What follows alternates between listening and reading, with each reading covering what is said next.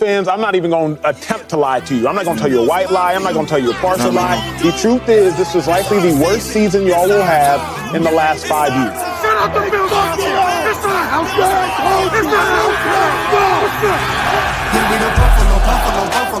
we the Buffalo Bills. Yeah, we the Buffalo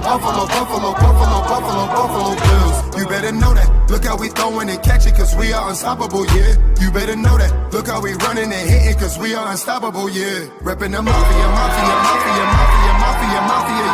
Reppin' the mafia Bills, yeah. You better know that. Look how we throwing and catching, cause we are unstoppable, yeah. You better know that. Look how we running and hitting, cause we are unstoppable, yeah. Homie, now listen, everyone play their position. Buffalo got a tradition. They say we tripping, they better get out our way. Top of the table, we flipping, we on a mission. Got an unstoppable team, continue to follow your dream by any means.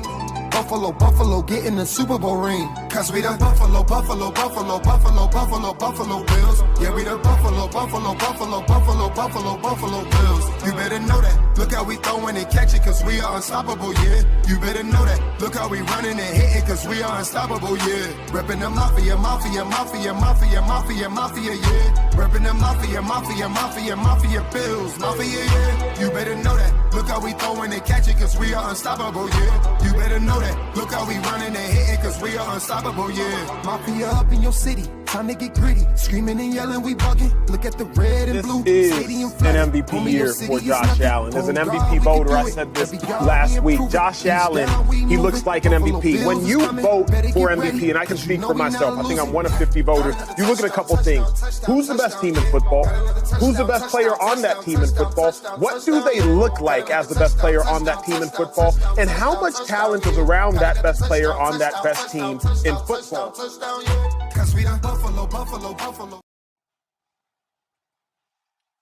And good evening, everyone, and welcome to another edition of the Coast to Coast podcast. I am your co-host, Beyond716, and we're also here, of course, with Whittle 2K. And great to have everyone with us tonight. Episode 60, Whittle. We're in the 60s now. And there's just a little bit going on with this franchise right now, which we're going to get into. Again, want to give a shout out to our friends at the Do Champions Media Network. Be sure to like us on X and subscribe to us on YouTube. And lots of other great shows out there. So episode 60, we're going to talk about the Bills' disappointing loss to the Houston Texans and preview the showdown in East Rutherford on Monday night against the Jets. And Whittle, how are you tonight, sir?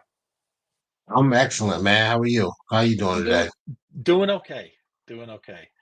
And I got to give a shout out here. What's up, Patrick? Great to see you. Intro, amazing. I absolutely love it. So want to give lots of thanks for that. It's a fantastic intro. I absolutely love it. It's got me ready, re-energized for Monday night, Whittle. Yeah, man, this is a big game for us Monday night coming up. We play the Jets. Just like we do every year. We play the Jets. We we go on the road, play them in MetLife. And hey man, at 3-2, when you start 3-0 and you go to 3-2, that sixth game becomes a must win. And that's kind of where we are right now. Unfortunately, well, let me change this really quick. Hold on. Sure. Ooh, that's too. Is that too close? Hold on. Feels a little too close. It's a little too close. Anyway. So it's okay. I like it. It's cool. All right. Yeah. Give us some feedback. Like if we're too much in your face right now, let us know, and we'll cut it down a bit. Let's see. Let's play around with this. No, I definitely don't like that. No. Let's go back to that. Yeah. We were good there. Let's go here. It's like we're hanging out in the living room having a chat about the Bills, right, Will? Right? That's how it is. Yeah. Sounds good. Mm-hmm. So, my issue with where we are right now is unfortunately, we're in a position where we put ourselves in a position where this Jets game it's a must win. It could have been a luxury where we could have just kind of sat back and said, hey, if we get them, we get them. You know, and we were really in the driver's seat at 3-0. The Jets had taken a loss week one. Then they played they got a couple of wins, played a few teams tough. But then when they lost to Denver, that really opened things up for us. That was week 4. We went and played the Ravens, got blown out of the water.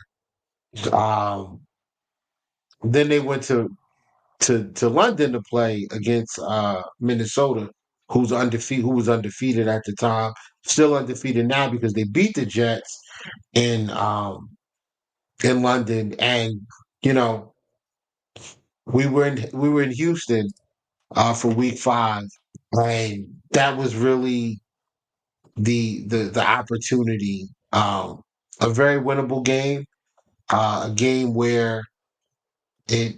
I think there was more reaction from this loss than it was from Bills fans than it was Mhm. from the Ravens loss. So I attribute that to the fact that this was a very winnable game.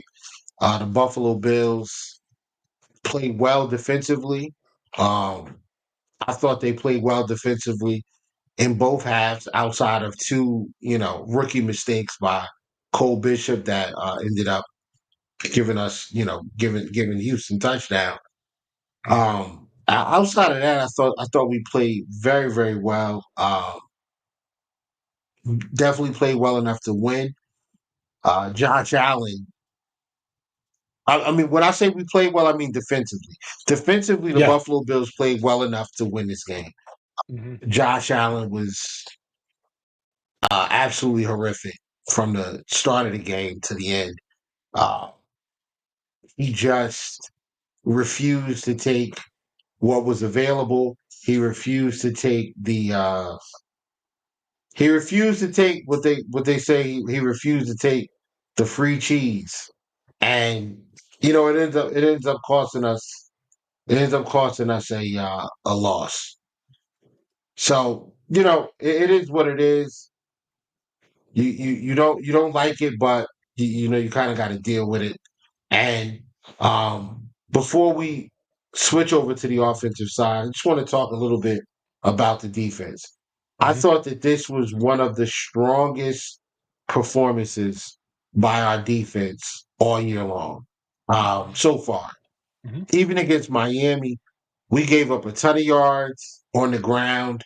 Um, and in this game, like, we did give up a lot of passing yards, but again, um, you know, a lot of that was like empty calorie yards. Like, it didn't really amount to anything. You had the big like, I think it was 80 something yard touchdown to Nico Collins, which was, absolutely egregious. An egregious mistake by Cole Bishop. But outside of that, man, I mean, they were moving the football, but not really scoring points. We took the football away. I thought we were physical up front. I thought we did a very good job of making their run game inefficient. Mhm. But ultimately, it didn't matter because we ended up losing. Yeah. So, I want to point out some guys that really, popped off the screen defensively. I thought, as usual, the corners played very, very well. Even though Rasul Douglas kind of got beat by Dalton Schultz late Mhm. to give up a first down, I thought they still played very well. Like, sometimes the other team is going to win. Like, I don't expect perfection from the Buffalo Bills. I do expect effort though, and the defense gave me that. They gave me everything that I was looking for. So I just want to get into some of the stars that I saw Mhm. from this game. Dwayne Carter, I Mhm. thought he had an excellent, excellent, excellent game. Um, Terrell Bernard was a star. I mean, as usual, you see immediately when he comes back his impact and why him being missing from the game from the team was such a huge loss over the first the last three or four games. Um, and then Dorian Williams. Dorian Williams continues to improve every week. He looks better. Um, and shout out to Christian Benford, man. I mean, I thought Christian Benford played very well. Um, he was targeted. I think he was targeted. I think he was only targeted like 2 or 3 times, but he gave up one reception. And the reason why he's not really targeted is because he's not giving up a ton of separation. He stays sticky to these receivers, makes it, he basically takes his receiver out of the game. He's been doing it every week. So uh, kudos to him as well. Do you have any thoughts on the defense? No, I love that you pointed out Dwayne Carter right off the bat. I mean, he really jumped off the screen for me this week, and an absolutely encouraging sign for the Bills going forward, especially with Ed Oliver. Maybe we don't know what his injury, if it's going to linger, right? I feel more confident seeing what we saw from Dwayne Carter that he could step in and maybe even going forward, and that's a whole nother conversation for another time. But I kind of agree with you, Whittle. I mean, we held one of the best young quarterbacks in the league. Granted, he was 28 of 38 for 331, but like you said, some of the yards were empty, right? And Mhm. uncharacteristically, we gave up a long touchdown, which is not a staple in the McDermott era, right? Something we're by far the best in the league at since 2017. But other than that, they didn't get much in the running game. They did enough to win, right? You hold them to 20 points and a 59-yard field goal to win it. I mean, sometimes you just got to tip your hat to the field goal kicker. But we're going to get into that sequence later. But I'm just talking about the kick, right? That's a clutch kick. I mean, there's not much you can do. So from that point of view, you think that's going to be enough. And so I can't fault anything on the defensive side in terms. I mean, were there a couple, like you said, were there some third down conversion issues? Yeah. I mean, I think we're usually excellent on third down. I thought it was a little bit of a rough game in that sense, but overall, I walk away and said, yeah, we're going to say 95 times out of 100, we're going to win that game with that performance, giving up 20 points to a team like Houston. Absolutely. Absolutely. Who are your stars for the defense? Well, obviously Dwayne Carter and obviously Terrell Bernard do stick out for me as the one. I mean, Terrell Bernard's just a stud. I mean, we got to start putting him in one of the best linebackers in the NFL category. I mean, we know it. Does the rest of the country know it yet? Maybe not, but eventually I do think that they will get to that point. So I thought those two, again, really stuck out for me. I thought Dory Williams had a pretty solid game. I mean, he did have 9 tackles, 2 assists. I mean, I thought, I just love watching him play. There's something about Dory Williams that he brings energy. I mean, again, he's not perfect, especially in coverage, but I do like the things he's bringing to the defense. And as far as Cole Bishop goes, we spoke about this early in the season. If he's going to play, there's going to be growing pains. We lost a lot of experience in our safety room, a lot with Hyde and Poyer. So hopefully he works that out. Hopefully it's just a rookie thing, and maybe 6-7 weeks from now or more, Bishop evolves more in his game and eliminates those types of mistakes going forward. Absolutely. Absolutely. Um, your thoughts on um just give me your overall thoughts on the game. Like if you Well, if I asked you if you could give me three, like I don't even want to make it three because we started late, but give me mhm. like two things that you thought we did really well, two things you thought were really poor from the game. I think we ran the ball pretty well. I mean, you look at James Cook, I would have liked to see even more running. I mean, well, Cook had 20 carries. I mean, that's about what you would expect this day and age. I mean, some people talk, oh, you got to give your running back more carries than that, but that's just not how it is in today's NFL. But Right. 20 carries, 82 is a solid performance, right? That was some of the good things I saw from the offense in that term. I mean, I love the touchdown from Keon Coleman. I mean, great call on fourth down.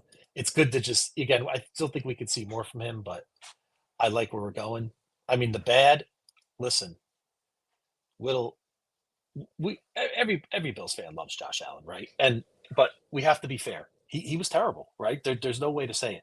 They could talk all they want about separation. You could talk all you want about the offensive line protection. 9 of 30 in today's NFL is there's no defending that performance. I mean, from what I read, out of 30 attempts, that's the lowest percentage in 30 years. 30% completion in a game, in an NFL game, in today's NFL, to go 9 of 30. I agree. I think he was holding the ball too long. I think probably maybe it stems from the whole Diggs thing. Maybe he was trying to make some big plays. He should have had Dalton Kincaid on that touchdown. He underthrew him. That was the bad to me. I mean, and again, we're big Josh Allen fans. You and I know it, but we have to be honest. We have to call him. This is what comes with the territory of being that franchise quarterback. You have to point it out when he has a bad game, and that's exactly what he did. Yeah. So there were a wide range of emotions from Bills fans after the game. Um, as usual, on par with every loss is to fire McDermott immediately. We're never going to get to the Super Bowl because he sucks as a coach. Then there was the fire Joe Brady, and what was it? Fire Joe Brady, and then it was the crowd of the receiver stink. We got to trade for somebody and get guys in here right now. Like we have to do that. And I I can't lie and act like I didn't fall into some of that at first. Um, we'll get into the McDermott stuff a little bit later Yes. because I am still on.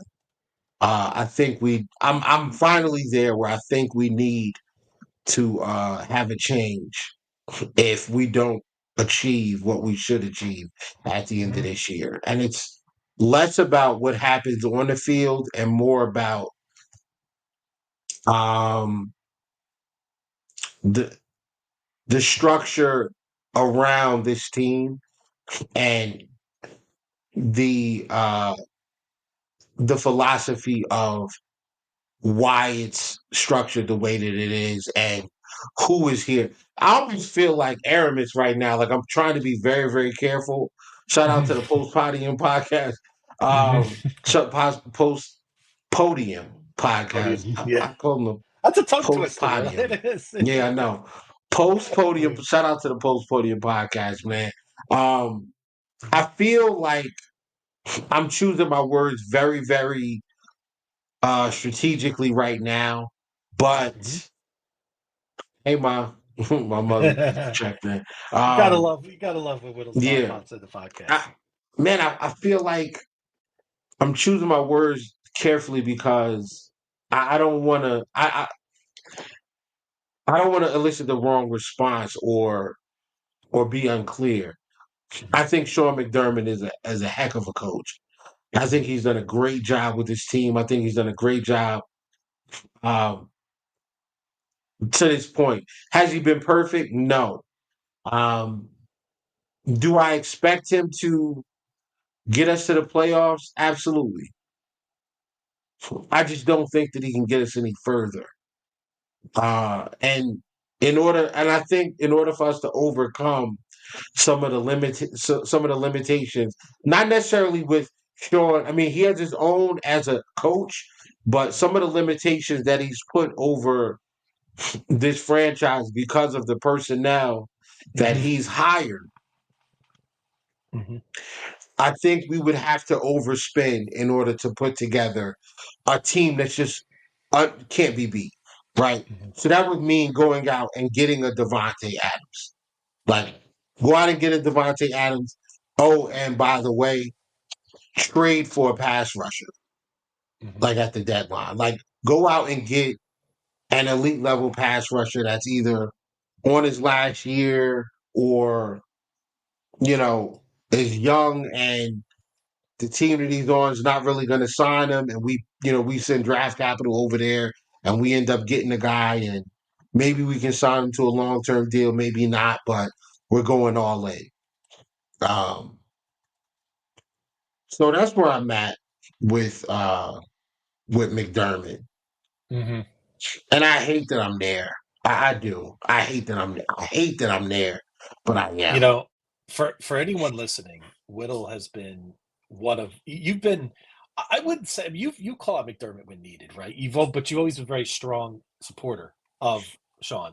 You know, in our spaces, we all know who the cast of characters are that that have been calling for McDermott for a long time and on other podcasts. But to get you Yeah. to this point, it's kind of revealing to me. But the biggest thing with McDermott for me is it's just the little things that keep stacking up, right? It's didn't we my recollection, Whittle, didn't we hire a NFL referee to help with challenges and to be a liaison to Sean McDermott? But why didn't he challenge the Dalton Kincaid pass before the first half? That No clue. again, but I thought that was his job, and I thought that would make things easy for McDermott. But again, we see that he hasn't learned, and that's just a troubling sign to me. And we'll talk about Yeah, the end sequence later, but yes, that was one thing yeah, that stuck out. yeah.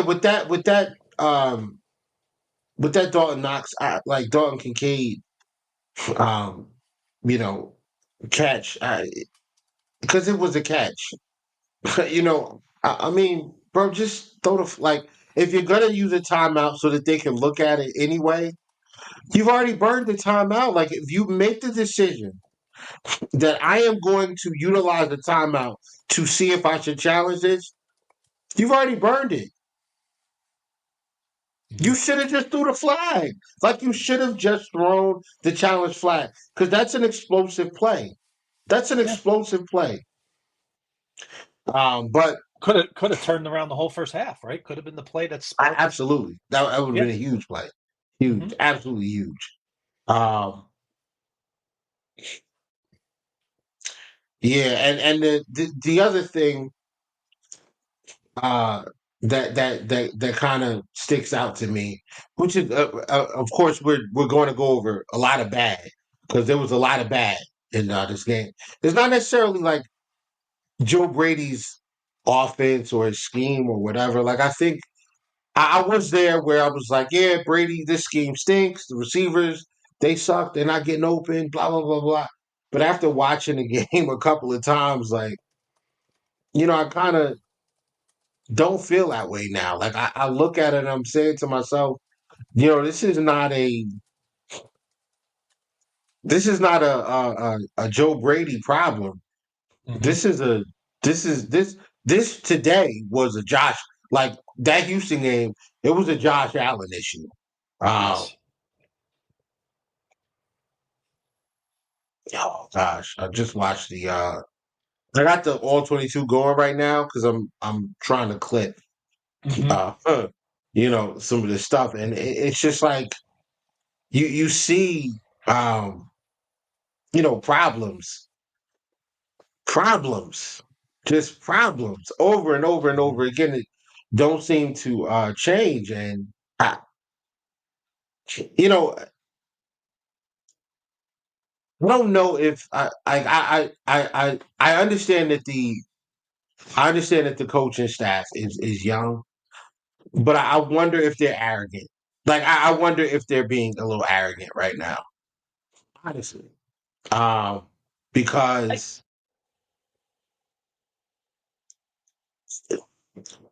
how many times are we going to play Alec Anderson at tight end? Don't get me wrong. Like I think Alec Anderson is super athletic. He's an excellent lineman. I love having him as the six lineman, the first one mm-hmm. off the bench. Got it. Like he's plays pretty much every position. I like the kid coming out of UCLA. He was one of the guys I had pegged. I said, two of the guys that they picked up with him and Ryan Vandermark, and during their draft processes, I said, you know what? These two guys here, these are two guys I'd like to see the Bills go out and get. Ryan Mm-hmm. Vandermark actually got picked up by somebody else. I think he spent a year on the practice squad for the Packers, I believe. At the end of the season, it might have been the Packers or it was another team. At the end of the year, um, he became available. They went and brought him in, and he's been here ever since. Mm-hmm. Good job. Great job. But again, um, you know, you're paying Dawson Knox what you're paying him, right? Yep. And Dalton Kincaid, while he's not very good at blocking. He's Not at um all. no, he just isn't. And I'm going to get into something else that I'll talk about right after I get into this. Um, but you take a defender out of coverage when you put Alec Anderson on the line versus um, having Dawson Knox there. Like the flexibility of having Dawson Knox and Kincaid on the field at the same time, you can go from a heavy set with 12 personnel. Maybe you have Gilliam in the game and you're in 22. You can go from heavy set 22 to, you know, uh, you can go spread. You can go Mhm. I formation with, with everybody spread off the line, or you can go with a traditional I with Kincaid split out wide, or in a flanker position. Like there's a bunch of ways that you can move things around, and especially against good defenses who feel like they do not have to respect the receivers that we have because they're going to challenge you with man coverage. Cool. We have a big, strong quarterback, and I think we have guys who can win one on one. Kincaid should be a man beater. Dawson Knox should be a man beater. Mhm. Samuel should be a man beater. Keon Coleman is a man beater. We're watching him every week make plays against tight coverage, still Mhm. making plays. Um, Curtis Samuel. Did I say him already? Did I Yep. say? I You don't did. think I said. Okay. Yep. Yeah. I Well, think you did. Yep. Shakir. Shakir's another one. He's a man beater. Like, I mean, I know we didn't have Shakir, but these guys are supposed to win, and they're not because they're Mhm. not being given the opportunity. I think Joe Brady has to understand that what we've done at the end of last year offensively and what we're doing now, it works, but it can always be better. It can always be improved upon. It can always be built upon by having the right personnel. I think you can make the calls better. Maybe not like if you're running the football, obviously it's better to have Alec Anderson on the field. Sure.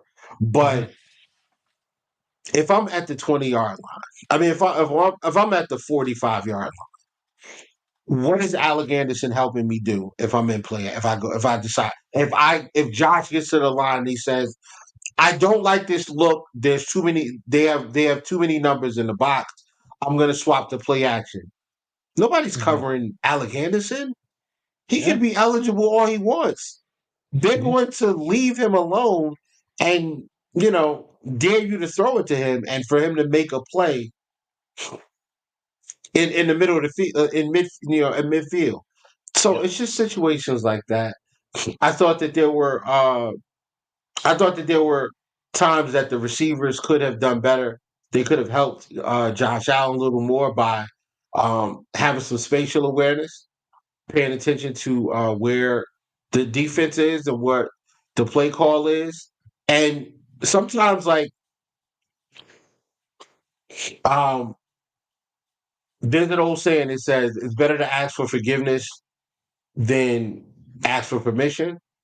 Mhm. So sometimes, dude, like, if I'm Dawson Knox and I'm checking in, I'm called to chip and help, on the line as the inline tight end. Cool. All right, no problem. If they overload blitz on the other side and I don't have Mhm. a man to block, Dawson Knox should make himself available. Quick check down. Josh will look. He'll see where the blitz is coming from. He's looking where my hot read's at. Boom. He sees Mhm. Dawson Knox. That's an easy completion. Yep. Maybe you don't get 15 yards. Maybe you only get 4 yards. But 2nd and 6 is better than 2nd and 10 Oh or yeah. 2nd and 15. Mhm. And I said I was going to get back to this. Kincaid is starting to worry me. Um, he's third in the NFL in drop percentage. Mhm. I totally dislike that. Um, and I wonder if him being in line and blocking as much as he is has an effect on that. Now maybe it doesn't. Maybe I'm tripping. Maybe I'm tripping, right? But you know we never know. Mm-hmm. So I just think we did ourselves a disservice by paying Dawson. We're doing ourselves a disservice by paying Dawson Knox all of this money and not using him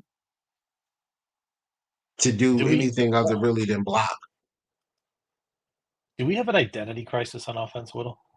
Yes.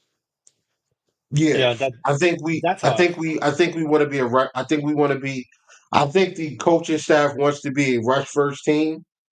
Mhm. And I think the quarterback wants to take shots when he wants to take shots. I think Mhm. he still I think he still craves that air it out offense that we had under Dayball. Yeah. And you know, who's going to check Josh Allen? You Hmm. know, Yep. there's some salacious rumors about the last guy who tried to. So we'll get into that later as well. Um, Yes. yeah, I so um, you said your assessment of Josh was he was off. This was the worst game he's had since his rookie year. Yep. Um, that the worst game. And then and as I'm going through the game, I'm seeing like how there are certain plays and certain routes that Josh was just it just didn't seem to be locked in, right? So third and 10, I believe it's 3rd and 10. Um, after they scored a touchdown, the very next drive, I think we're at like the 25 or 30 or whatever. Hmm. Um, he has Keon going in. He has Keon going on the out route. And where Keon's lined up, like we're on the left hash, and Keon's on the left side, and there's just not enough space for that route there. Yeah. It's just not enough. It's a good play call. It's just on the wrong side. Flip the play, Josh. Yeah. Flip the play. Hmm. Give yourself that extra space because Hmm. even if the when you flip the play, right? If you flip the play, you now know okay, they are not in they're either in man or they're in zone. When you flip the play, you're gonna understand because either they're going to follow their guy or they're Hmm. gonna shift in a way that's Yeah. gonna let you know. Hmm. Okay. And if you flip the play, you already have a motion built into that play, which is going to tell you whether or not it's man or zone. So flip it, even if they don't give it away on that particular play, you have the motion set in there that's going to tell you, okay, this is definitely zone now, right? Hmm. Little things like that. There were some RPO opportunities that I thought we could benefit from. We could have gotten some yards from, and oh yeah, that was another thing that a lot Hmm. of people say and just doesn't make any sense. Yep. I just feel like Josh was thought he predetermined what he wanted to do before the play even started. He would get to the line and determine, or not even get to the line, just kind of determine what he wanted to do. And that you can't play that way. You can't play that way. Not against good teams. Maybe against the Dolphins because whatever. But against good teams like the Texans, like the Ravens, you have to figure out what they're allowing. You have to figure out what they're giving you or what you can take from them based on what they're in. And you go from there. He just didn't do that. So um, we're gonna have to get to some of these comments, and we're gonna have to get to Yeah. the ads as well, aren't we? Yes. I mean, we could pivot to the ads and then go over a little bit of the final moments of this game, which I'm sure we're going to have a lot of thoughts on, and then pivot to the Jets game. But let the Bills fans pay the bills really quick. So let me get started with our two friends. Number one, I want to talk about American Buddha Company. They launched in spring of 2017. They are a lifestyle and travel media based brand focused on making happiness a habit. In the turbulent and ever changing world we live in today, there's not enough regular reminders to simply be happy, just as Buddha taught us several millennia ago. What you want to do is go to AmericanBuddhaCO.com. You see that on the bottom of the screen. Follow them on Instagram at American Buddha Company. Just direct message them for orders, inquiries, and more information. And Whittle, our second friends, is BetUS.com. And sports bettors, it's your favorite sports book, BetUS.com. They're back for their 30th year of sports action, so a lot of experience with the industry's biggest sign-up bonus of up to 125%. BetUS offers the opportunity to cash in on all your favorite sports, including live action and the chance to build your own prop. Sign up at betus.com. Use the promo code DUE, D-U-E, for the best promo in the business. Greatest sign-up bonuses as well. Their account managers are available 24/7 to help you get started on the best action at 1-800-792-3887 or 1-800-79-BET-US. And Whittle, just so you know, the Bills are a 1.5-point favorite on the road. I believe I just checked in New Jersey against the Jets. So take it as you will. The over-under on this game as well is 41 total points in the game. So bet responsibly, of course. So Well, and our resident bettor David G, he's all over it. our, So our resident degenerate our resident is tapped in. Absolutely. Yeah. So, um, yeah, I want to kind of put a bow on this game, but Yeah. I want to get into before we do. I want to get into the second half. Yeah. Well, actually, what a high level play by Terrell Bernard. Yes. End zone coverage. It looks like man. He passes off the receiver. I believe it was the tight end, and then he just gets back into the play and takes the ball away from C.J. Stroud. And C.J. Stroud is just like, you know, you gotta kind of tip your hat when you get got like that. He got and he was fine. But yeah, I definitely feel like, I feel like we did a very good job of defensively I don't want to say doing what we wanted, but I thought we did a good job of confusing CJ Stroud. I thought we did a very good job of, kind of making him work for for everything pretty much. So Mm-hmm. I thought we did a good Absolutely. job of that. But Yep. Yep. you know, whatever. Yeah, Um, it was frustrating because it's just to give you a hockey analogy, it was almost like the Bills got outshot 40-23, and yet here we are at the end of the game, right, with a power play to win it, right, Whittle, and get out of here with a W, right? We're pulling the goalie, we got a man advantage, we got two skaters, and we got the ball inside the 20. It's right there, it's sitting right there for us, and we completely stalled after the big fumble, and that was the frustrating part, and of course the last sequence, which I don't even know if I want to get into it. It just gets my blood boiling so much, but we'll get there. um, I mean, if you want, like, yeah, we can get into that because again,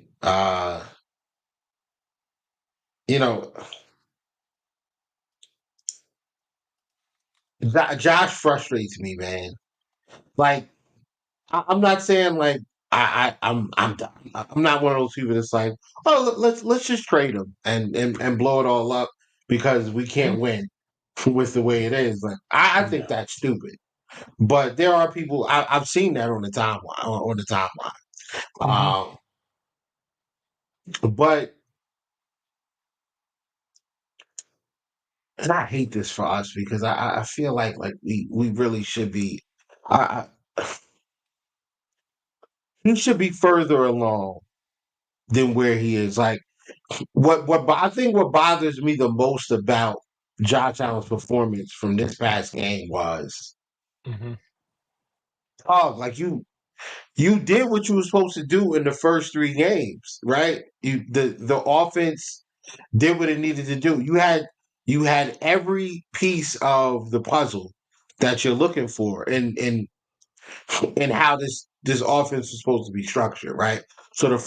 the first game against the Cardinals, we needed Josh to be Superman, right? We needed Hmm. Josh to be Superman. Josh could come in and he runs a touchdown, runs in two touchdowns, throws for two touchdowns. Great. Four touchdowns, no turnovers. I think he had the strip sack fumble. That was it. Um, and yeah, like Josh is Superman. Everybody said the Bills can't win if Josh has to do everything. All right, cool. So the Miami game, right? Hmm. Josh does next to nothing. Just Yep. basically handed the ball off. James Cook, Ray Davis, Ty Johnson, like those boys just, they just did their thing. Yep. Um, yeah, and it worked, right? It worked. So what was silly, what makes me mad is like we had all of that earlier, Hmm. and we saw every aspect of the offense work the way it was supposed to work. Week 3 against Jacksonville, Josh carried us, right? 5 touchdowns in the first half, no interceptions, no turnovers. Second Yep. half, we just kind of coasting. What happened? Like the evidence is there. Everything literally that you want to do is right there. Why won't you change? Why would you not stick to the script? Um, why would you not stick to the script? That's the Hmm. frustrating part. Is because we saw it work. And now we're playing better defenses. I get it. Cool. No problem. Better Yeah. defenses, understandable. Especially the Ravens game. I didn't think that we necessarily played as poorly as the coaches got out coached. I'll just say that. I thought the Hmm. coaches were. I thought coaching was pretty bad that game. I think It was, coaching was pretty bad that yeah, game. pretty But subpar. very, very subpar. Very, very, very subpar. But what do you want? What do you want? What do you expect? Oh, actually, you know what? I know what I expect. I expect them to play better. I expect the coaches um to not get their lunch taken, especially after you sold us all off season with we've got everything we need here to be successful to compete for a Super Bowl. Hmm. That's what you told us. Yep. Both sides of the football. We believe in this group of guys. I saw the improvement from Babbage from week 4 to week 5. I saw it. I don't know who else saw it, but I saw it. Hmm. Outside of 2 mistakes, I thought that the defense played well enough for us to win. Hmm. Agree.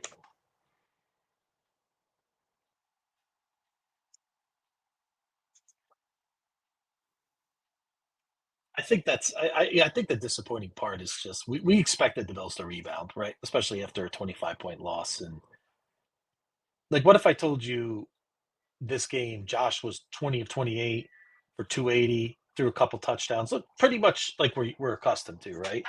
And CJ Stroud just made huge plays at the end. Just, CJ Stroud doing CJ Stroud things. And I mean, they lost Nico Collins as well. I mean, it was all there for us, right? But in that kind of scenario, I'd be like, okay, Houston's one of the better younger teams in the league. It's tough to win on the road. Okay. But 9 of 30 for 131. I'm sorry. At this point in Josh's career, it's unacceptable. And we know the Bills have injuries and we are missing Shakir. We get that. But I see other teams, right? I see Rashee Rice out for Kansas City. I'm not seeing Mahomes go 9 of 30 for one. Now, listen, I know they have Kelsey. I get that. But you see, you know what I mean? You still see them find ways. And that's what we needed to do this past Sunday. Find a way to win that game instead of big game hunting for big plays and big touchdowns. And yeah, at times I get that. But I agree with you, Whittle. There were guys open. So I guess if there's a positive, that maybe it wasn't all on Joe Brady and his scheme. So hopefully going forward, our quarterback sees that, and we make those, and he makes those adjustments, especially going into this Monday night, which I don't want to label a must-win, Whittle, so early in the season. I mean, it is a little bit early, but I really believe this is a tone setter for this next block of games coming up, right? If we lose this game, Right. 3-3, right? We're gonna be in second place. I mean, the rumblings are just going to get bigger and bigger, right? The media is going to be on us, right? Buffalo, what's going on, Buffalo? They were 3-0, they're 3-3. We're going to get into that, but I really think this is a game. There's two paths we could go right now, and if we lose, we could go down a really bad path with this team if we're not careful. Fair. That's you're right. Um, what I don't want to see from this team, what I don't want to see from this team is reliance on we can come back like we did last year. You know what I'm saying? Yep. Like I don't want to see that. I don't like. I, man, I really don't like a lot of like what was happening. I really don't like a lot of what I saw this past week. Yeah, especially on offense. Josh, this was like 9 of 30 is terrible. It's 9 of 30? He hasn't been this bad since his rookie year. And this is the problem. So it's the everybody eats thing, and now everybody is telling us, like we keep hearing people say stuff like, well, everybody eats everybody starves, everybody eats his BS. It doesn't work. But it does. It does work. Josh Allen just didn't work. He did not Yeah. work this game. Mm-hmm. So unfortunately, um, we take a loss that I think at the end of the year we're gonna look back on and say, uh, man, if we could have got that game in Houston, we would be all right. Or we would be, man, if we could have got that game in Houston, we'd be the 2 seed, we'd be the 3 seed, we'd be the Yep. one, maybe the 1 seed, right? Yep. Or man, like we won the division, but we still got to go to Houston to play this playoff game because we lost. Yeah. In Houston, a game that we really should have won. I'm gonna play. So if y'all were thinking like, dang, Whittle looks like he's preoccupied. Yes, I was. I was clipping some videos because I said I was gonna get into a couple of plays that I wanted to take a look at and just kind of show you what what I watch. And there, we could. I don't want to get into the I don't want to get into the obvious stuff like the Mac Hollins play or the Kincaid play that he missed. Even though I really do kind of want to show that miss because to truly watch it from an all 22 view, you see how wide open. Like literally, Josh should have taken it. Like, there's no way he's supposed to miss that throw. No way is he supposed to miss that throw. You cannot miss that throw. He missed it, and beyond. That's a 60-yard touchdown. That's a huge. Like we get that we're on the board first. Like it's a huge momentum shift. 100%. Who knows what happens after that? Like maybe the defense gets a turnover. Yep. Who knows? Maybe CJ's pressing, or maybe Diggs is pressing, and we get a strip. And great field position. Now they're so worried about I don't want to get beat over the top with the deep ball like we did the last time. Now the run game picks up even better. First play. Let's just go. We want to go into Cole Bishop's mistake, or do you want to talk about the where Josh was kind of like screwing up?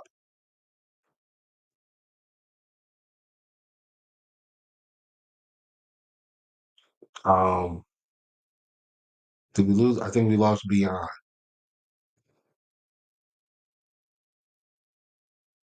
And I'm still alive. Well, we still alive. Okay, all right, just making sure.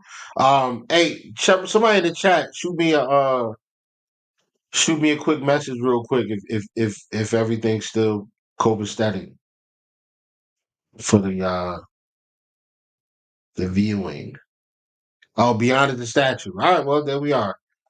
All right, let's get rid of this now. So yeah, so what? I'll wait. We'll wait for. I'm gonna wait for Beyond. Like Beyond will be back in a second, I'm sure. But the first clip, like we'll just go into it. This is like, and I want everybody to pay attention to Cole Bishop. You're gonna see him on the left side of the line, and Beyond is in deep thought. That is funny. That is very funny. All right. So Cole Bishop starts off on the left side. The left side is the offensive side of football. But obviously he's on defense. And he's gonna vacate pre-snap his position to go into pass coverage. And at no point does he pay attention to the receivers or tight ends because he would have known to get back down to his gap and fill it because that's where the touchdown happened. So here we go. So you see Cole Bishop up there at the top, super, super, super late responding. I mean, so yeah, this is a better view. He pulls out, and where are you? And it's a terrible angle to recover. It's a terrible, like, I don't know. I just you can't do that. You got to feel that. Like you have to pay. Like let's go back and watch it again and pay attention to the to these guys here. Nobody's running a route, guys. These guys are blocking. They're blocking. So, like the tight ends there, the receivers here, they're blocking, guys. They're blocking. And you see the tight end go into motion late. If we were in man coverage, that's you got a motion with him. He's supposed to go. He should have went back because you have the safety and you have the safety and you have your welcome back, Beyond. Thank you. I don't know what happened there. Who No, knows? it's all right, brother. But yeah, you have your safety. The safety's there, and you also have your you have your corner.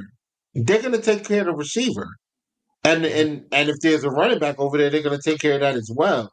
But once the safety, I mean, once the tight end motions over to the other side, that changes the balance of the of the offense, right? The offense switches. Basically, they're switching their leverage, you have to go and put your number back where it was to offset the switch, right? And he just doesn't. And we end up giving up a touchdown because of it. There was the other play where he gave up the big score. I mean, we don't need to get back into that. Yep. Here's another one I want to show. This is a play where Josh failed to build off of what was there. I think this is the RPO. This is the run, the James Cook run, the James Cook motion into inside zone, and Josh fails to recognize the numbers advantage we have on the weak side of the formation. Um, yeah, he just fails to realize the numbers that we have and doesn't take advantage of it. So let's get into it real quick. Let's do it. Oh no, I'm sorry. This was the Dwayne Carter play. My bad, guys. So nice My play. bad. All good, Whittle. Let's get into it though. Watch Dwayne Carter, number 90, right? Doesn't get too far. Doesn't get too far Nice. afield. He is doing exactly what you want a young player to do, which is be aggressive up front, hold the depth of the pocket, not necessarily like you don't want him to be pushed back. And he recognizes that they're setting the screen up. He disengages and he attacks the screen. Great play. Perfectly That was played. a great play. Mm-hmm. Here we go. All right, so this is the James Cook run. Great run by James Cook, by the way. Oh, Look yeah. at this guy cut up field. Jesus, he is so good. We may have to. I think we're gonna have to pay him, man. Yeah. Look at this. Nice. Yikes. And he might be out with turf toe, guys. He Yeah. might be out with turf toe. I didn't have that on my Nasty bingo work. card this week, right? Nasty. Yeah, that is nasty. I don't think the other video went. Okay, here we go. Boom. See the handoff, James Cook. Minimal gain, right? Mm-hmm. But let's watch it again. You're gonna see trips to the right of the quarterback, trips being the receivers or whatever. And when you see the trips, take a look at the coverage over top, like aligned with the trips, right? So watch the safety and the corner. Watch that side where the trips are, and you tell me if we have a numbers advantage before he hands his football off. Mm-hmm. You got two guys there. You got two blockers, and you have a receiver. The Yeah. safety's bailing. The safety's bailing, right? Mm-hmm. So let's take a look one more time. He motions over inside zone. Everybody crashes down. The safety I is went down. like the deep safety. He's gonna stop the play, right? He's gonna Yeah. end up stopping the play, but it's still potentially at least a first down. Like you're gonna get more yards by pulling that ball back, getting that quick completion. So instead of being 9 for 30, you're 10 for 30, right? Mm-hmm. And you add another 10 or 15 more yards to your completion. And this is what Joe Brady does because he's run this action multiple times in this game. Like if you go back and watch, like I want if you can go back and watch the game, and you'll see he's running that like that particular motion with Cook and then the inside zone. He's running that and he's just adding wrinkles and variations to it. Sometimes he'll pull a tackle and then the tight end will pin down on the defensive end. And he'll pull a tackle, the tackle will, hit the same gap and clear basically road grade for Cook to get to the second level, clear that Yeah. out. And now you have, James Cook making a decision on where he wants to go and really not having to worry about dealing with a linebacker. Um, but then the extra added layer onto that is now I'm not going to pull the tackle. I'm still going to show you the same look, But now instead, what I'm going to do is I'm going to have my inside slot guy flare out behind the two outside guys that are going to be blockers. They're going to block for him. You hit him with the ball, and he goes upfield. You saw what Keon did on fourth down, Mm-hmm. catching that hitch route, turning around Yep. and taking off, and just not being caught. What if we give Keon that flare route, that pass, where we just throw him the football? He's got two blockers, and legitimately, if we watch this play again, he's got the safety to beat, the deep safety. That's it.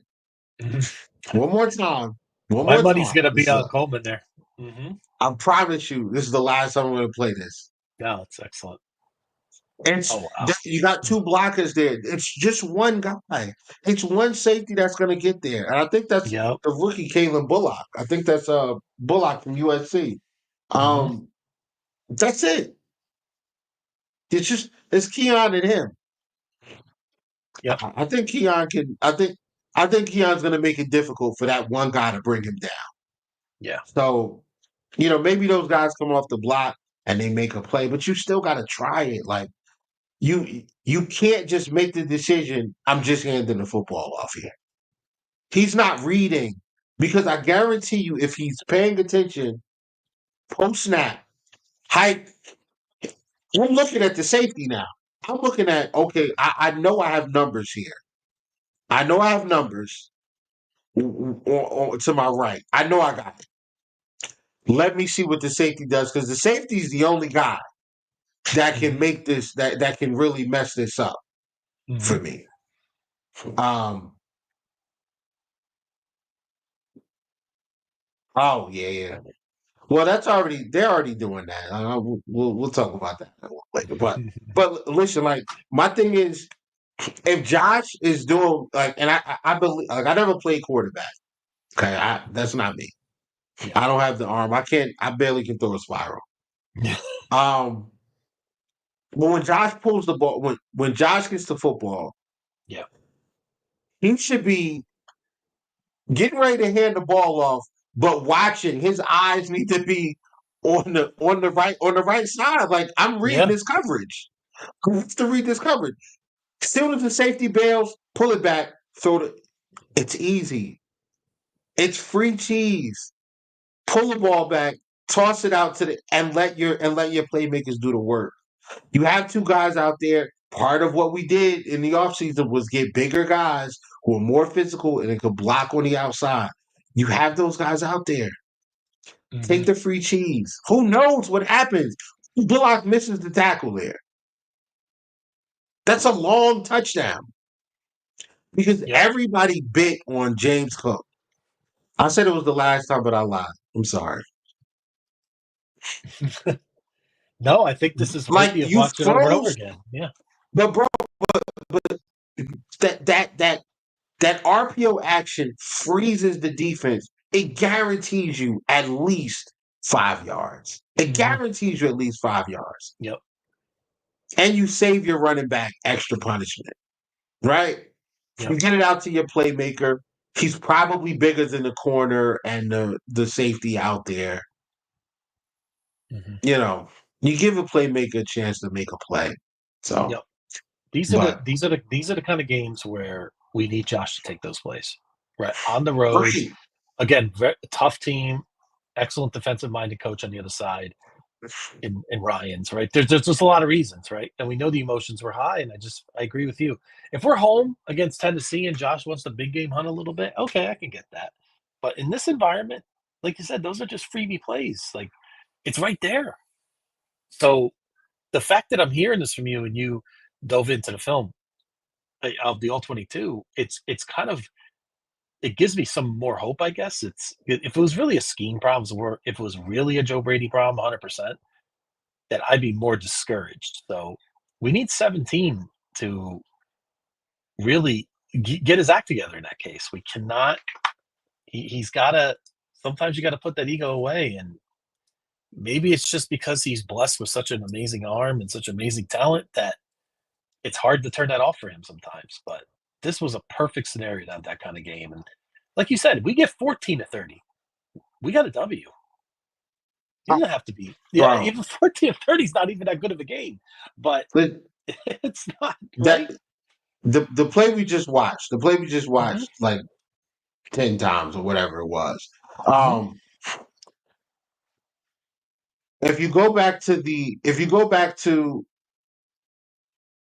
there you go, there you go, there you go. That sums it up. But Hmm. I'm gonna leave it up there for a second. But if you go back to Yes. the second drive where we had the football, we got it in the red zone, and we're like first in. I think we're like first and 10 from the 11 or 12 or whatever. Hmm. No. We were first. It was like first and 10 from like the 22, 23-yard line. And we ran James Cook on the inside zone 4 straight plays. The first play gained like 7 yards. Cool. Nice. I love it. Right? But the second play, that's where he put the wrinkle in. Right? The second play on that, and the second time on that play, the second play on that drive is where he added the wrinkle where I got Kincaid coming off the line. He was in line actually. He's in line at tight end, right? He pulls off the line and flares out behind the two outside receivers to Josh's right. And there are only two guys over there. I mean, the play that I showed um, with the receiver, with the safety over top, that plays after. That happened after the first time, the first couple of times we actually ran it in the red zone, and they saw that okay, we have the safety too far. Like the safety's busy ball watching, trying to fit the run, and if Josh would have threw that swing route, that could have been it. You know what I'm saying? Because they failed to they failed to react. But the very next play, right?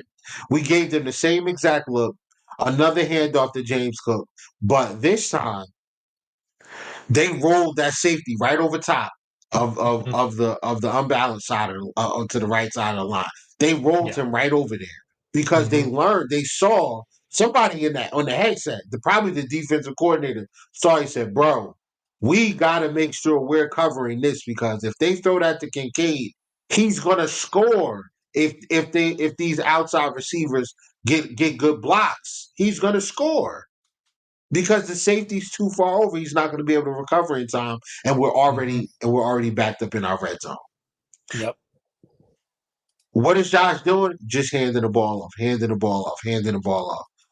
Hmm. And I need you to be smarter, Josh. I need you to not be lazy and read what's happening in front of you and make the decision. Hmm. Because I know you can do it because we've seen you do it. Yeah. And that's what separates Josh Allen. That's what separates Josh Allen from Will Levis. That's what separates the Josh Allens from the Geno Smiths. Hmm.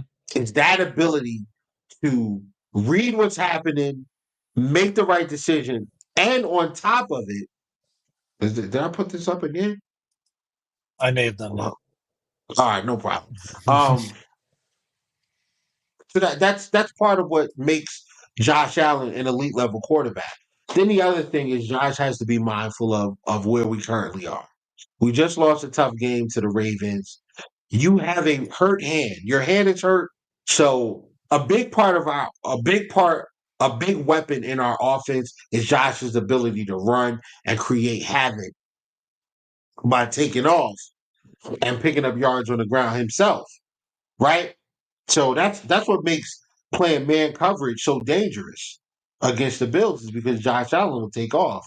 And then if you put a spy on him, now you're just saying, well, I'm just going to trust a bunch of guys to win one on one. To defend one on one against these receivers. Mm-hmm. So those are the times where, yeah, if you're a receiver for the Bills, you see they have a spy out there, you got to win a route. You got to win that route. You Mm-hmm. got to win it, and you got to make yourself available. I need Curtis Samuel and MVS and Shakir. I need everybody to find deep down inside of them their inner Stevie Johnson. Dig deep inside. Find Mm-hmm. your inner Stevie Johnson. Mm-hmm. Create space, get open, and make yourself available for the Yeah. quarterback, especially in man coverage situations. Oh yeah. You got to do that. You have Mm-hmm.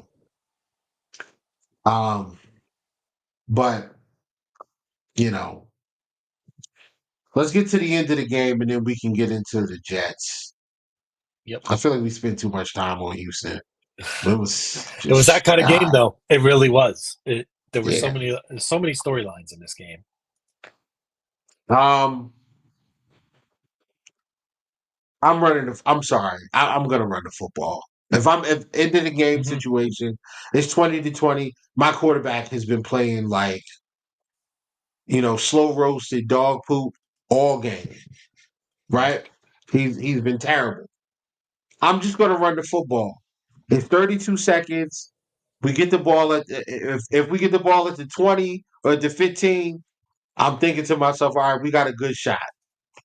We get it at the 3-yard line. Not risking the safety. You can't lose that game on the safety. I'm bringing Alec Anderson in. See, these are the times where number 70 is reporting is eligible. Makes sense because you know, and I know that I'm going to run this football. You have your 3 timeouts, but I'm just going to beat you up front. I'm going to make you Mm-hmm. use your 3 timeouts, and I'm going to try to get as many yards as I possibly can off Mm-hmm. of just running the football. You Yep. figure if you run the football, you burn up 6 or 7 seconds per play. Let's just say 6. 18 minus 32 leaves you 14 seconds. Mm-hmm. 14 seconds. You punt the football. They have no timeouts. If they get the ball at their 45-yard line, you cover the quick outs, and you take away the middle. You take away you want to take away everything short, but make sure you keep everything in front of you. Mm-hmm. You want to keep everything in front of you so that you can tackle, right? Yep. You want to make sure you keep everything in front of you so that you throw the football, it's a completion inbounds. Cool. You don't want to give up an out route to the sideline where they can catch it, step out of bounds, and then set themselves up for the field goal. But Mm-hmm. you want them to throw the football, or run the football. You want to come up and tackle. You want to lay on the guy, burn a couple of extra seconds, and not allow them to get their field goal kicker out there. Yeah. Um, And that's my issue, where Yep. my issue starts with McDermott. Uh, it's Yep. too many late game situations. I understand that it's not the same mistake over and over. It's just mistakes in the same scenarios, which are late games against good Mm-hmm. teams. Yep. He makes mistakes And in a consistently. variety of ways, Will. It's not Yes, just one thing. We had, right, 200 men on the field, the 13 seconds, which, we're not going to go down that road. But we said running the ball 3 times there. What if you get a first down? Like we may get a first down there too. The way Cook, was running the ball times. All it takes is a 7 or 8 yard run, right? Of one of right. those three. And okay, we run out the clock. We go to overtime. We'll see what happens, right? Okay, in that scenario, if you lose, okay, it happens, right? But it's completely unacceptable to me the way he But handled that there. what if you run the football and then James Cook gets 25 yards and gets out of bounds? Now Yeah. we're cooking. Now we're Mhm. cooking.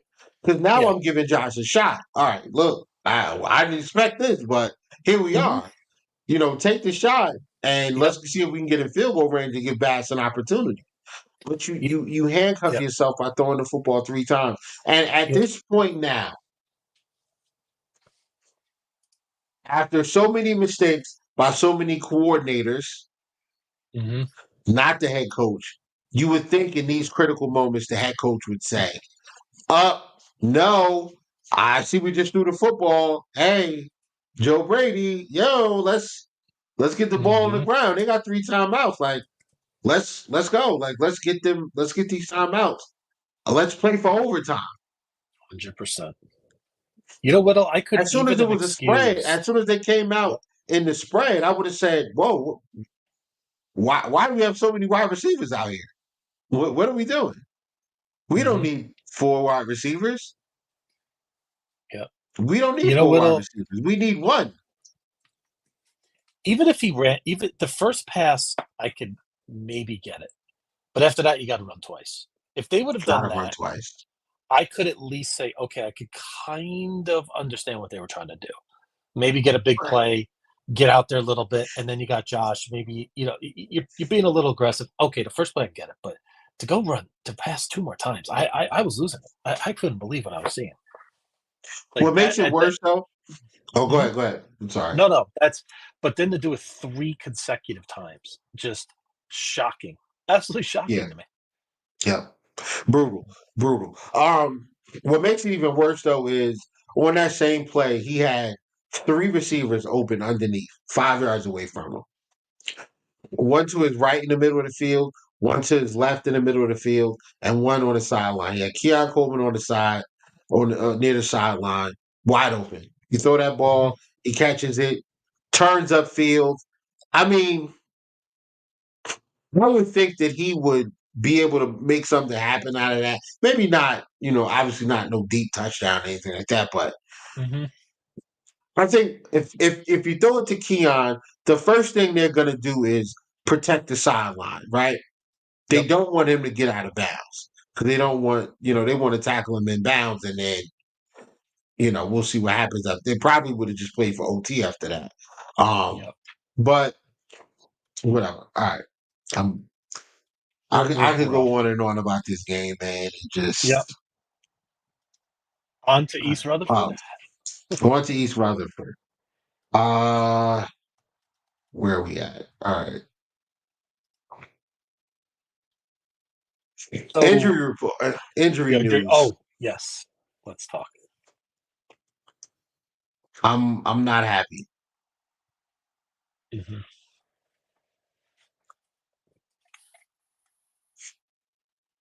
So today really wasn't an actual like. I mean, it was a practice, but it was like an extra practice. James Cook, Curtis Samuel, Ed Oliver. Um, who else? Was it Matt Collins? Big Mac Hollins. Let me bring it up here with us here. Because I'm looking on the website and I don't see like they don't have anything listed. So I don't know what they're doing here. Anyway, Yeah, I see it from last let's week, see. but I know probably because we're playing Monday night, we're probably Yeah, not going to see it until tomorrow, like we're accustomed to on a Wednesday. yeah, But it looks like yeah, Taron yeah, yeah. Johnson is on schedule to come back Monday night. Taron That's a Johnson is on good schedule. good Yes. development. That's a plus. Do we think Ed is going to play Monday night? Um, I don't know. I'm Given the play of Carter, do you think maybe it gives pause to the Bills coaching staff and say, hey, you know what? We don't want to rush Ed Oliver back. We're comfortable giving Carter another start, considering he played so well against Houston. Yeah, and you know how the Bills are with injuries. They do like yeah, to they're very conser- conservative, they're to very say the least. conservative with injuries. Yeah. All right, so no Von Miller for serving the second of his 4-game Hmm. suspension. We won't Hmm. see him until what is that, Seattle, I think. Um, James Cook and Curtis Samuel are both out with foot/toe injuries. Um, Taylor Radman's cleared concussion protocol, which is good. Hmm. Shakir, Ed Oliver and Taron Johnson. No, Taron did practice today, but Shakir did not practice. James Cook, Curtis Samuel didn't practice. And Austin Johnson. He had limited. Okay, Austin Johnson limited practice. Taron Johnson limited practice. Ed Oliver did not practice. Mm. Well, I'm over it, man. Like, can we stop getting hurt? Like, it just feels like we can't win, man. It feels like we can't win with these injuries. But Yep. anyway, Josh Allen is not in concussion protocol. Again, Josh Allen is not in concussion protocol. One more time. Josh Allen is not in concussion protocol. So please stop asking us if Josh Allen has a head injury. Josh Allen is not in concussion protocol. Okay? Thank you. Josh Allen, did he practice? Uh, I mean, it doesn't matter. He's in a red contact jersey anyway, so whatever. Doesn't count. Yep. But Absolutely. yeah. So Taylor Rapp is back. Limited. He's limited. Austin Johnson was limited in practice as well. That'll be good to have those guys back. But Ed Oliver did not practice. Curtis Samuel didn't practice. Um, James Cook didn't practice, and Khalil Shakir did not practice. So Mhm. if we don't have Khalil Shakir and James Cook, I think we're cooked against the Jets. Mhm. Um, I don't think we have enough offensive. I don't think we would have enough offensive weapons to win that game offensively. Uh, Defensively, I think we'll be okay if Ed doesn't play. I would prefer Ed to play though because the interior of the Jets offensive line has been hot baked, buttery, just BS. It's been terrible. They've really had a rough go. Aaron Rodgers went down with an ankle injury. Yep. Um, so I mean, they beat him up and like Minnesota beat him up. So I appreciate that. They beat him up and he was feeling the effects for sure. Yep. Uh he did return to the game. He went down, but he did end up finishing the game, but it was bad. Mhm. It was bad. Yeah. CJ Mosley, limited in practice. Morgan Moses. Let's see. He Morgan's gonna be a couple games, but obviously not enough to put him on the IR. It's not saying if Morgan Moses is gonna play. Michael Carter, um, yeah, something happened to him. We'll see. Mhm.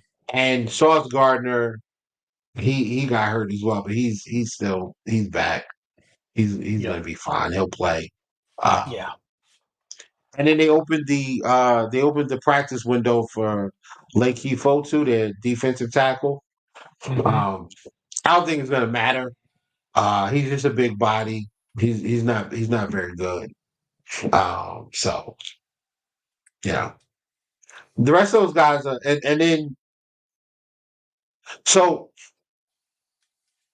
I think if the Jets don't have Morgan Moses, we have a good chance to do our thing defensively.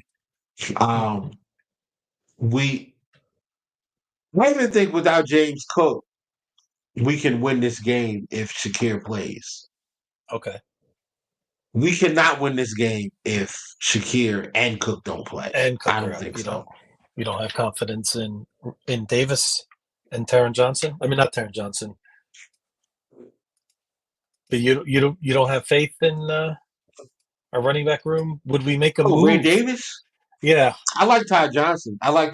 Yeah. Ty But do I Johnson. pick the Ray Davis? No, no, No. I don't. I'm just being honest with you. I didn't like the pick when we took him. Um, The guy I it's wish a we cool took is story. one. Yeah. But the guy I It's wish a we cool took. story. I think Ray Davis is a good guy. I think we're still trying to figure out the best way to use him. But Hmm. he just, if it was me, it wouldn't have been him. I wouldn't have picked him. You know I who I would would have have probably taken? taken the safety. Oh, Braylon Allen. Yep. The guy that's on the sidelines for the Jets. I thought he was a nice compliment for Cook.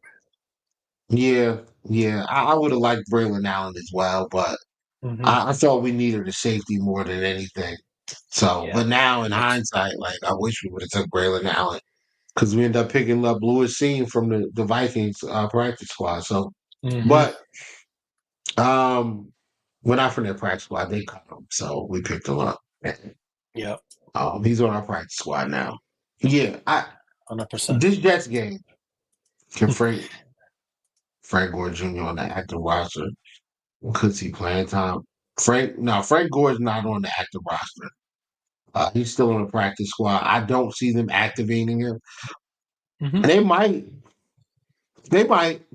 If Cook can't go, they might activate Frank Gore Jr., Possible. which would be kind of dope. I mean, that would be kind of dope. I like That would Frank be Gore cool. Jr. actually. Yep. Um, I do like him a lot. But against the Jets, I think the key to winning this game is staying ahead of the sticks. They give up rushing yards. They can be run on. Um, they obviously Quentin Williams is there. Quincy Williams is there. They have they have some they have a lot of talent on that defense. Yep. But like I said in the offseason, Javon Kirk, bro, I knew when they brought in what's the kid's name? Javon The Jesus. Jets. Yeah, let me see. I can't remember his name. Oh yeah, Hassan Reddick still isn't signed. Thought I'd bring that up. Javon Kinlaw. Javon Kinlaw. Yes, there we go. All right, I got the Hmm. depth chart up so I don't look stupid anymore. Yeah, It's so okay. Javon Kinlaw, not good. I didn't think he was good when they signed him. I thought he was I thought he looked decent when he played on the 49ers, but Hmm. it's the 49ers, so duh. You would think the Jets would have learned from Lincoln Tomlinson, but no, they tapped in again. And yeah, they got burned again. Yeah, exactly, Cap. He stinks. I said that in the offseason. A lot of Jet fans told me I was a hater. But here we Yeah, are. I remember that. um, so, I don't know if CJ Mosley comes back, but if not, I think that hurts us more than it hurts them because I like Quincy Williams and and Sherwood together. They are extremely fast. East Hmm. to west, they cover a lot of ground. That's going to be an issue. Sauce Gardner is kind of getting exposed this year, Hmm. and I'm here for it because I said 2 years ago that DJ Reed was the best corner on He the is. He's something. That New guy's York great. Jets. Yeah, he's something else. That DJ Reed. We got to stay away from him all game. Right, DJ Hmm. Reed is playing out of his mind um, Hmm. right now, and the safeties. I mean, it's Chuck Clark and Tony Adams. They got Ashton Davis back there. He's not really good. Isaiah Oliver is, I think, their third or their fourth safety slash outside corner that they play at safety. Brandon Hmm. Eccles has played well for them as well. Um, so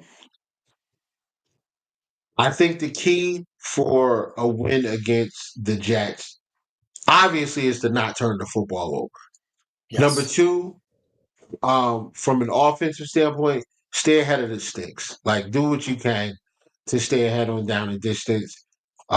Josh Allen, take the free cheese. Josh Allen, take the free cheese. Josh Allen, take the free profit whenever the defense gives it to you. If there is a 4-yard completion to be had, take it. If there is an out route for 3 yards, take it. If there is a dig route for 7 yards, take it.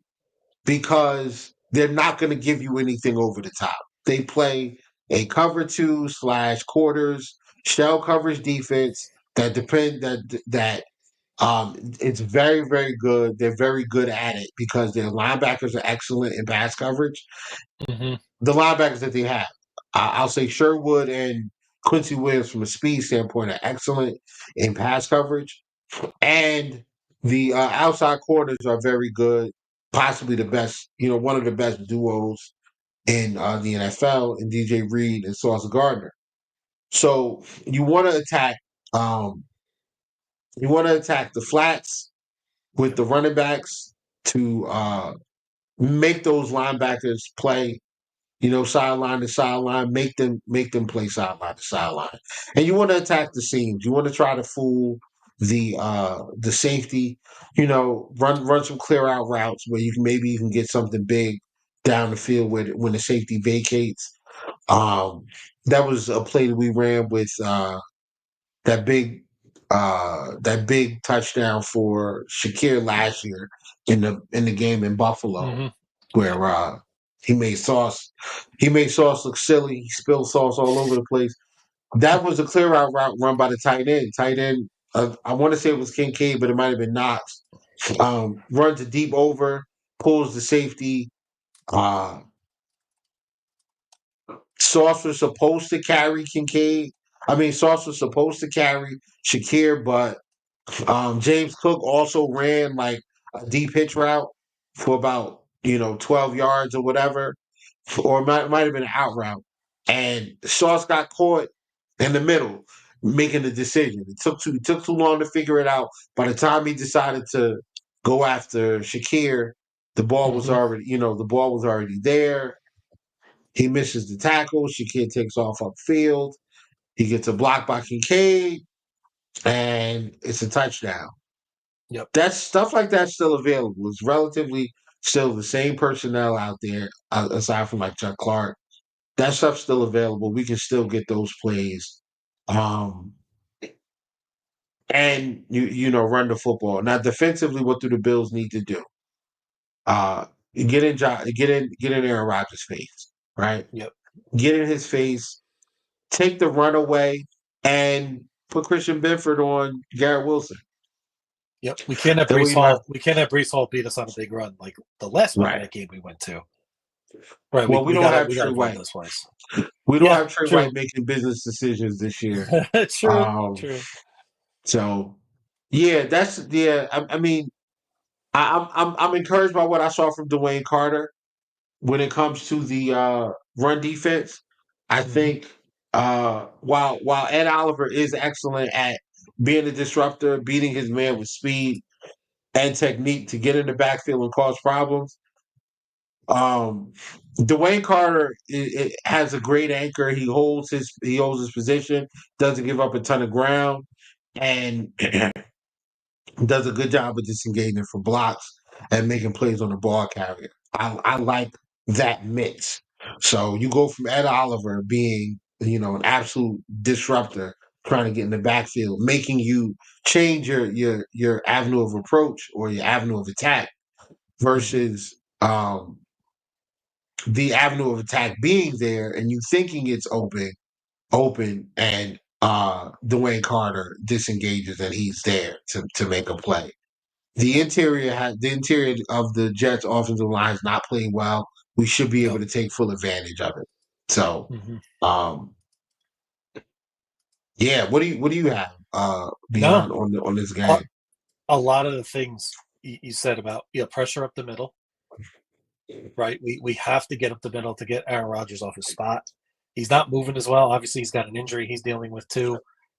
And also, we gotta, coming into this game, it's a Monday night game in New Jersey.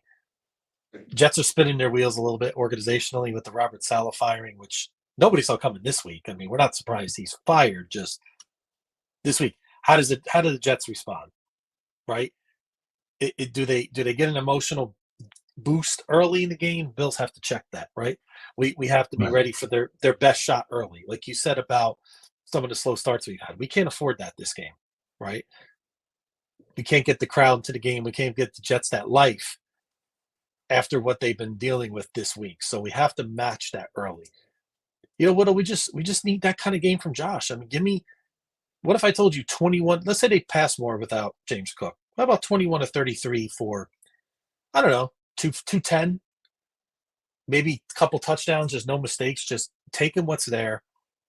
Right? Maybe an occasional, 15, 20-yard pass down the field, and just run the ball with some effectiveness and just play mistake-free football. That's what they really got to do. Actually, also known as what they should have done last year Monday night in the first game we went to, where if they would have done even Right. half of that, we're walking out of there with a W. I don't need style points this game. I know it's Monday night.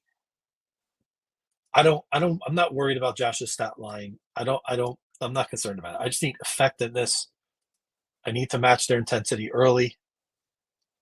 And that's really what I'm looking for going into this game, because we don't know what we're going to get from the Jets, right? Especially after, again, it feels chaotic from the outside looking at it. Again, we're Bills fans, so we don't have the pulse on the Jets like other Jet fans do, but so it kind of feels unpredictable going into this game, and especially since we've struggled the last 2 weeks too. So,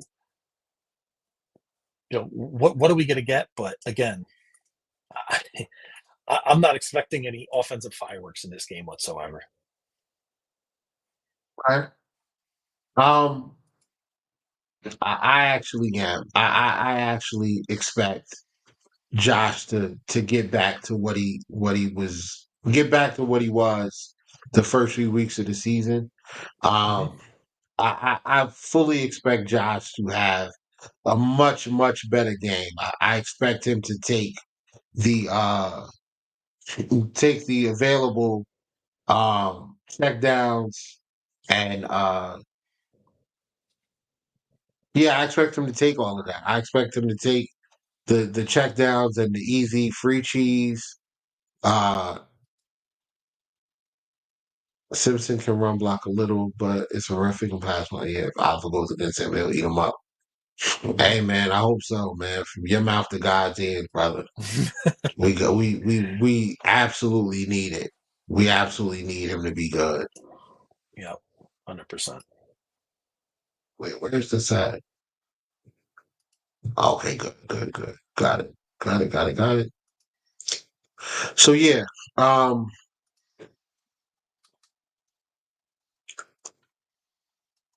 I just I wanted to score predictions, but I don't because I don't know. I don't know who's playing, bro. Yeah, I mean, I'm going to go with it myself. I'm telling you what, I don't see Cap, but I don't. I see 17-14. I know. I just don't see, like you said, if James Cook doesn't play or if Shakir doesn't play. I just don't think I see. I'm going to go with 17-14. Cap is going in the spirit of baseball, since the Mets and Yankees might play in the Subway Series, going with a 5-3 final, Whittle. But who does he have winning? That's the question. Is it the Bills? I mean, are we? Is Aaron Rodgers taking a sack in the end zone for that 5-3 Amen. W? Amen. Winners in sole possession of first place. So That's unbelievable. at 3-0, We did you think we'd be here? Because I didn't. no, I want to circle back to something I said earlier when we were 3-0. I said if we're 4-2, I'm still okay, right? And all the things that are happening, I'm still okay if we just get the 4-2. We get some players back, and again, we've had this issue before, Whittle, and I need to see this team almost fully healthy to really get a real assessment of where we are with McDermott as well. I can't have this, well, if McDermott had this player, if we didn't lose our linebackers, if we didn't have, right? I don't want to hear that this year. I want the full complement going down the stretch. We pretty much have everybody intact. And let's take a real assessment of where we are as a franchise going forward. But Yeah, I'm I getting back wouldn't to lie to you. basics, Will. I'm kind of with you on this. And again, he's done an excellent job overall, right? I mean, we can't, Yeah. but it's been 8 years, and sometimes you need to make a change, right? I mean, sometimes it just needs to happen, and I think that's where we are as a franchise. Yeah. Yeah. Unfortunately, I think that's where we are as well. Yep. And Uh, Cap has told us that Rodgers is going to go take a knee into OT and give up a safety. Both of our teams are down right now mentally. It's pretty funny. Well, usually we're talking trash. We're all excited. yeah, I'm bad, but I'm just appalled by the way he played, like the way Josh played, man. Yep. Other than that, though, so where am I at? All right, I think that we have to win this game. Yes. Uh, you can't go to 3-3, and I mean, because of the position that we're in from the standpoint of trying to integrate these young players and trying to learn, how exactly to implement these guys on a week to week basis, we have to win this game. We Hmm. need to win this game to put as much distance between us and the rest of the division to ensure Yep. we get a playoff spot. After playing Houston, I feel like if we had to go to Houston in the playoffs to play them, I think we would beat them. After playing the Ravens, I don't want to go back to Baltimore to play them. I would prefer to play the Ravens in Buffalo. Hmm. Um, but I do think that we can beat. I do think we can beat the Ravens. I think Yep. the defense has to be better. We'll get Milano back. The Yep. safeties by the end of the year will be a lot better than what they are right now. Damar Hamlin, Hmm. hopefully, bro. We love you. We love you, Damar. But hopefully, you are a reserve towards the Yes. end of the year, and Yes. we have um, guys out there that are a little more athletic. But switch gears real quick. I said I was gonna bring up this play, and uh, I'm going back to Houston one more time, man. I Yeah. hate to do it to y'all, but I just can't let this one go, man. Yeah.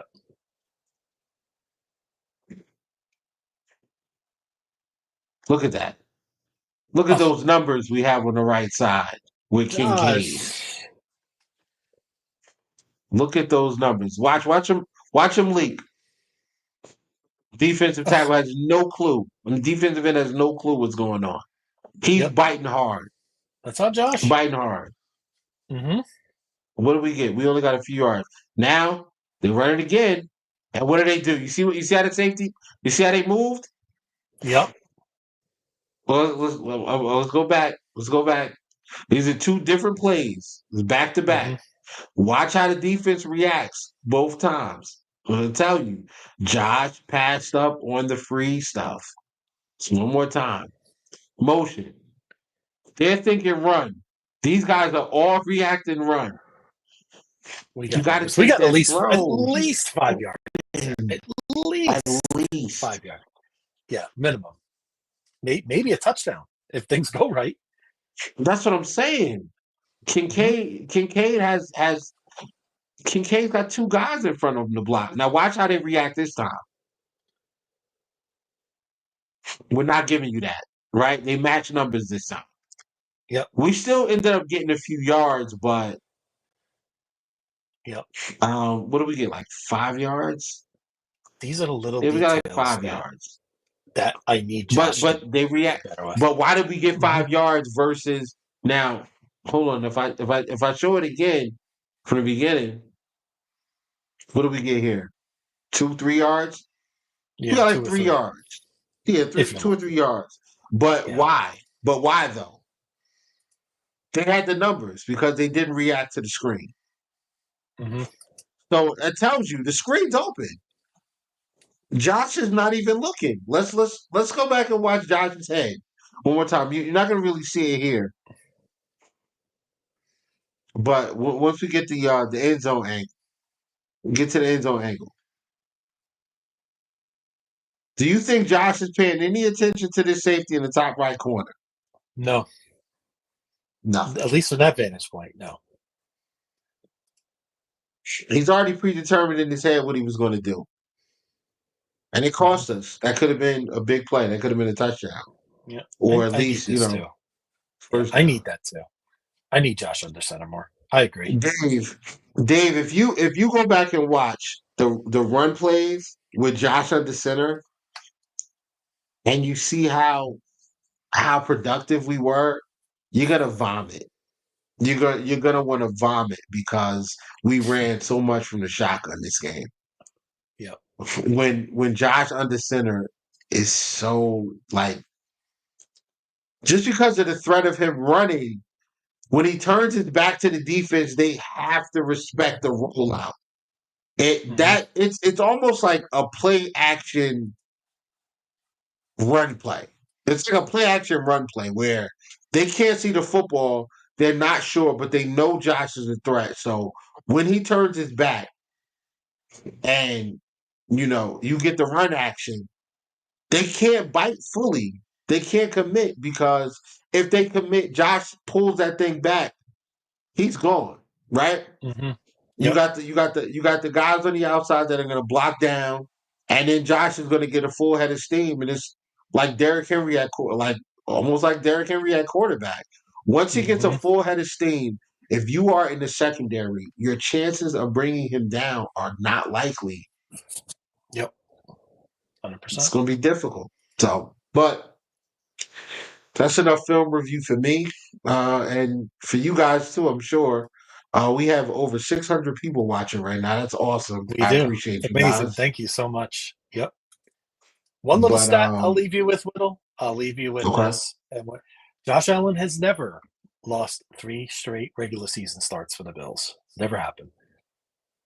After 2 in a row, he went on a 9-1 run. After Hail Mary, he was 4-0 in 2021, 7-0 in 2022, and then last year 6-1 with the OT loss to the Eagles. Now, this may be a different team, but hopefully that's some good mojo for the Bills going forward because if we can get this W, you look at our schedule, we got some W's out there. Tennessee, and Seattle. Not going to be easy, but I think Miami. Yeah, Miami. Indianapolis. Yep. Kansas City. Like, but after the Indianapolis game, we could go on a nice 4-0 run. I mean, it's very possible. And you're looking if we beat the Jets, if we beat the 7-3. Yeah, we got to beat the Jets. Yes. Beat the Jets. Beat Tennessee. Mm-hmm. Seattle, Miami, Indianapolis, and then the Chiefs. That's 6 that would be 6 in a row. That would be 6 in a row. And then we have the bye week followed by the San Francisco 49ers, which I will be in Buffalo for. Nice. And I assume you'll be there Monday night for this festivity? Yes. Okay. I will be there Monday night. I am wishing I wish I could be there with you guys like last year, but I hope this is a good a better result than last year. Yeah, if the good brother Sherm is good down there, in Florida, prayers out to him. If he's available, he'll be there as well. Sean will be there, and Dog 26 will be in the building. So yeah, the usual suspects. Yep, it's gonna be fun. Yep, definitely prayers down everyone in Florida. Both my parents are in the crosshairs right now, so we'll see how it goes. My mom is just south of Tampa. My mom, they did evacuate inland, but their house is pretty close to the Gulf, so we're just south of Tampa. So we'll see how it goes, and we don't. I don't know yet. I'll probably find out more in the morning. See how things are going. My dad did lose. He's south. He did lose his power, so I just told him to message me later. So, but we'll see how it goes. So, yeah, man, keep us posted, brother. And prayers up for your family as well as all of the residents down there in Florida, man. Yes, sir. It's been a rough few years down there. Which usually the storms go on the Miami side, but they seem to be going on the other side this year, which is our last 5 years. So maybe it's just cyclical, but we'll see. Yeah. But anyway, all right, my brother. Listen, we'll get it done Monday night. We're gonna find a way. It's gonna be ugly, but again, we're not looking for style points. And again, over I need to. 610 of us listening right now. Well, I want to thank everybody. The chat was great as Yeah. always. Thanks to Cap, our Jeff fan. I was looking for June tonight. I'm a little surprised he didn't make an appearance, but I was kind of expecting it. Give a shout out to your Yeah, well, mom. they were on like a Coming in here. 3-game losing streak, so Yep. Oh, and one more thing, an old comment from Tommy. I just want to put that up there, Will, that we are in the Final Four for Devontae Adams. So just wanted to leave you with that. Hey man, Little, they gotta eat that salary, bro. They gotta eat that salary. They ain't gonna let's eat the make it work. salary. We can't. We have the draft capital to make it work. So we'll find a way. We We'll do. find a way. Yeah, they gotta eat. They All gotta right. eat the salary. Mhm. They eat the salary, Absolutely. then Yep, 100%. I'd Will, rather thank get you as Amari Cooper. always. I'd rather have Amari Yeah. Cooper. Yeah, I'm sorry. I just I think think that we're getting Amari. somebody now. Yep, I think I we're hope getting so. somebody. Yep. I just think Amari Cooper is gonna cost less for sure, and yeah, he's just overall. I just like Amari Cooper in his offense, right? Mm-hmm. I don't think we necessarily need. Well, no, I'm not gonna say we don't need a guy, but that's really what we want. We just I think at this point people just want a guy that the Yeah. other team has to respect. I think Amari Yep. Cooper is still that. I think he's a little younger than Mm-hmm. Devontae Adams as well. Yeah. And he's cheap. Yep. We can fit him under the salary cap right now. And next year, if he wants to stay in Buffalo, Mm-hmm. there'll be some conversations or whatever. But yeah. Whittle, we just need that All right. guy that could. We need that receiver that could go like 8 of 90, right? 9 of 90. We need that guy, right? Once in a while, that could just really get, be a volume catcher for this team, a consistent I, presence out there. So, bro, I honestly think we have that guy on the roster. number 10. I honestly think we do. But Yep. they don't want to give Keon the targets. So Well, you know how McDermott is about rookies, so there could be something to that as well. So we'll cross sick of that that. bridge another day, Whittle. So, but Yeah. again, want to thank everyone. Give Do Champions a follow, please. We'll be on there for other great shows as well. And Whittle, want to thank you as always for another one in the books, number 60. So. Yes, sir. Episode 60. So I need a big game from this guy. Yes. Yep. Let's go. Yep. Let's go. We need a signature Josh Allen game Monday night, please. Yep. And not like signature in a bad way, but 100%. 100%. Have a great time at the All game right, man. this weekend. Yeah, brother, And we will reconvene next week. And hopefully we're talking about the Bills with a 2-game lead in the AFC East. Oh, that would be beautiful. Yes, it would. All right. Have a good night, everyone. Yes. Good night. Go Bills.